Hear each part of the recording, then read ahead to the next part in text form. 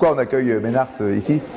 D'abord, cette aventure est née d'une rencontre avec Laure Daudeville, qui est une femme extraordinaire, qui a fait un travail colossal pendant 10 ans pour lancer la foire de Beyrouth. Le moment était un moment un petit peu compliqué pour Beyrouth, et donc en se rencontrant, on s'est dit qu'on allait recréer une foire plus large, autour de Ménart à Paris. Pour 2 raisons. D'abord parce que c'est une scène extrêmement dynamique. C'est vraiment un des endroits où la création se fait. Vous savez, Pierre Estany nous avait dit il y a 20 ans, mais les foyers de création ne sont plus là. Les foyers de création sont en Asie, au Moyen-Orient, en Afrique, et on le vérifie aujourd'hui, c'est vraiment un des foyers de création les plus importants. Mais nous, assez modestement, on est content aussi d'accompagner un peu ces mouvements de création pour peut-être éventuellement leur donner une autre audience à travers les banques publiques. Donc ça fait partie des projets qu'on veut développer.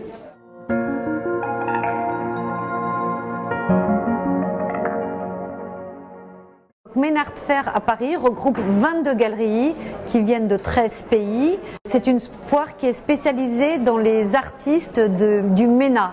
MENA pour Middle East, North Africa, c'est-à-dire en fait ce sont tous les artistes du Maghreb. Ensuite nous traversons les pays du Levant, nous allons ensuite jusque dans les pays du Golfe.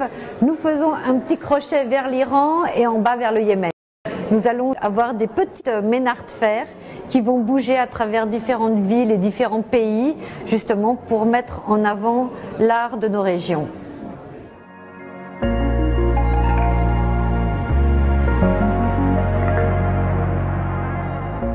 Dans les artistes plus contemporains, pour cette édition et cette sélection qu'ont faite les galeries, il y a vraiment un ton qui est assez, on va dire, un peu nostalgique.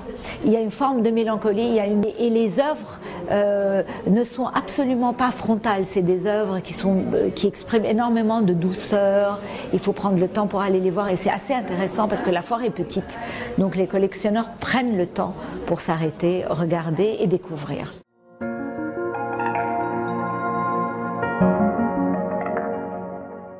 Nous sommes très heureux de participer à cette première édition de la foire Ménart pour montrer des artistes d'une région particulièrement riche en création contemporaine. Nous avons choisi de présenter Youssef Nabil, qui est né en Égypte et qui vient de terminer une très belle exposition au Palazzo Grassi à Venise.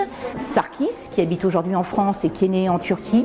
2 artistes iraniens, Oda Kashia, avec des tableaux très jouissifs, et Chapour Pouyan, qui est présent avec une maison en céramique qui rappelle le monde pré-islamique.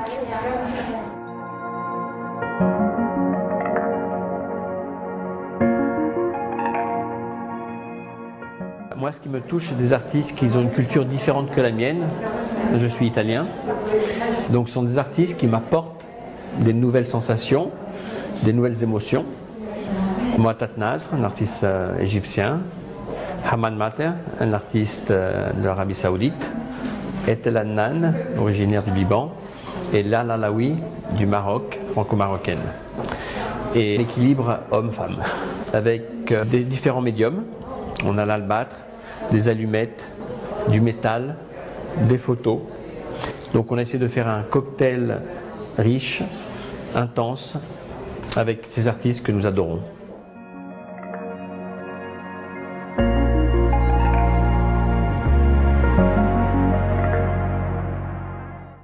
Ma galerie est une galerie très engagée dans la défense de l'identité levantine, qui est multiconfessionnelle, multiethnique, très plurielle.